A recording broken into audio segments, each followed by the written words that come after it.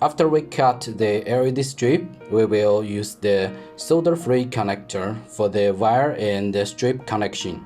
Enlarge the entrance a little and put the strip inside the connector. Press the cover with plier and fix it.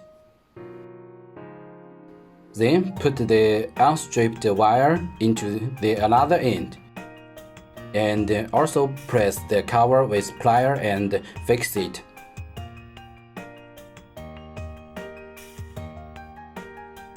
Enlarge the entrance a little and put one strip inside the connector.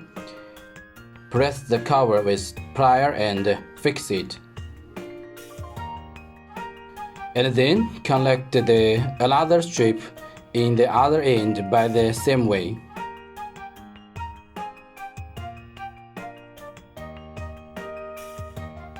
Let it on and finish.